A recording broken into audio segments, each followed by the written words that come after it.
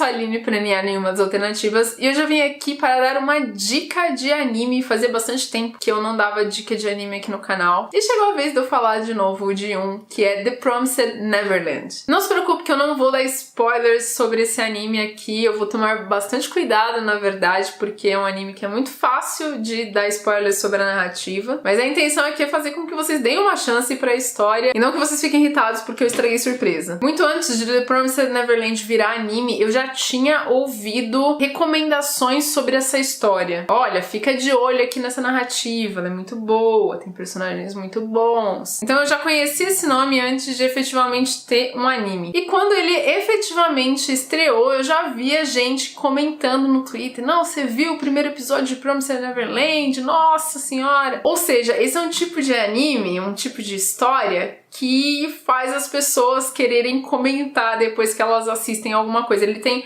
alguns pontos de virada que são bem impactantes. Mas sobre o que exatamente é essa história? Antes de eu falar sobre o que é, se inscreve aqui no canal se você não é inscrito. E já tá com seu like aí, porque, vamos lá, não dói e isso é muito importante pra gente. Quanto mais likes os nossos vídeos têm, mais eles ficam relevantes pro YouTube. Segue a gente no Instagram também, porque a gente dá outras dicas por lá. The Promised Neverland, como sempre, é um anime que é baseado em um mangá, e o nome do mangaka responsável pela história é Kaio Shirai. Na história, a gente acompanha várias crianças órfãs que vivem num orfanato, e elas têm idades variadas, sendo as mais velhas nos seus 11 anos, quase para 12 anos. Esse orfanato ele fica numa área gigantesca, meio rural, tem muita área verde para as crianças aproveitarem, e elas são cuidadas por uma mulher chamada Isabela, que é administradora desse orfanato, e as crianças chamam ela de mamãe, ainda que não tenham um laço sanguíneo com ela. Ah, mas então é um anime fofinho sobre crianças órfãs que moram no orfanato, que estão esperando para serem adotadas? Não exatamente. O anime é focado em 3 dessas crianças, que são as crianças mais velhas, que é a Emma, que é uma menina super doce, super pra cima, alto astral, otimista. Ela se importa muito com todas as crianças do orfanato, com a mãe, ela realmente tem essa noção de família com os outros. A gente também tem o Norman, que é bem mais frio e calculista do que a Emma, mas ele tem um carinho muito grande por ela e ele é muito inteligente. Na verdade, as 3 crianças aqui são muito inteligentes, elas se destacam não só pela idade, mas também porque elas têm um QI, sei lá, mais elevado do que as outras crianças. E por fim, a gente tem o Ray, que também é bastante frio e calculista como o Norman, mas eu acho que ele é mais sombrio, mais misterioso. Eu falei que o Norman tem um carinho muito grande pela Emma, mas os 3 têm um laço muito forte. Eles cresceram juntos sendo melhores amigos e os 3 se gostam muito. Só que daí você percebe que tem algumas coisas estranhas nesse lugar, porque as crianças, elas não saem dessa propriedade do orfanato, elas não conhecem o mundo lá fora e também não têm contato com ninguém fora daquele orfanato. Existe um muro que cerca toda essa propriedade e um portão, só que quando eles chegam no portão, você não vê o lado de fora, você vê um túnel. E a mãe constantemente fala para eles não se aproximarem dos limites da propriedade, nem do muro e muito menos do portão, porque diz que é perigoso. Eu tô dando informações aqui dos primeiros minutos do primeiro episódio de The Promised Neverland. Nos primeiros segundos, eles já questionam o que de tão perigoso tem pra fora desses muros que a gente precisa ser protegido. E pra coroar essa esquisitice, todos eles, todas as crianças têm uma sequência de números tatuada no pescoço. Ou seja, tem muita coisa estranha ali. A gente não sabe exatamente se a história se passa num passado, porque eles vestem roupas antigas. A mãe, por exemplo, veste uns vestidos assim, sei lá, anos 30, anos 40. A gente não sabe se passa numa outra realidade, porque as coisas ali são um pouco esquisitas. Por que aquelas crianças têm sequências de números no pescoço? E isso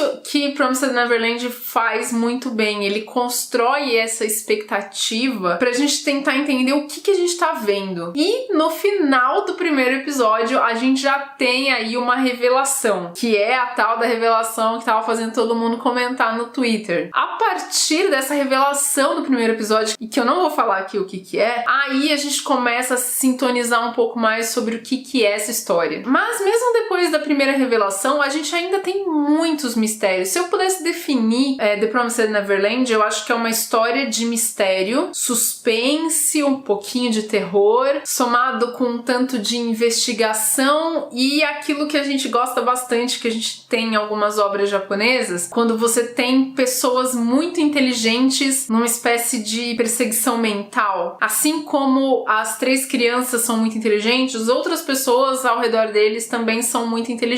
Então, para tentar entender a situação e para tentar sair de algumas situações, essas crianças acabam fazendo esses jogos mentais. E alguns dos episódios são puramente focados nisso. Eu acabei não falando, mas The Promised Neverland estreou recentemente. Não acabou ainda a primeira temporada, ela vai ter 12 episódios. Eu assisti 9 dos 12 episódios e já tô bem animada pra ver o final, ver como que eles vão concluir essa história. Além disso, como eu falei, os personagens são muito bons. E se, como eu falei aqui, a Emma, o Norman e o Ray, que são os protagonistas, já são bem legais logo de início, eles vão ganhando muitas camadas conforme eles têm que passar por situações estressantes e angustiantes conforme os capítulos vão passando, que só me fizeram gostar mais ainda desses personagens. E tem ainda outros coadjuvantes também muito interessantes. Espero que eu tenha conseguido fazer você entender por que essa história vale a pena. Corre lá, confere, assista, sei lá, primeiro, segundo, terceiro episódio, são só 20 minutos cada episódio. Eu recomendo assistir pelo menos os 3 primeiros episódios pra sentir se essa realmente é uma série pra você. Apesar do primeiro episódio impactar, eu acho que é a partir do terceiro que o negócio realmente ganha peso. Vocês viram que eu não quis falar muito sobre a trama, porque realmente é uma história de mistério, e não só o mistério inicial, tem muitos mistérios que envolvem a narrativa, e é muito mais legal você ser surpreendido assistindo do que ver aí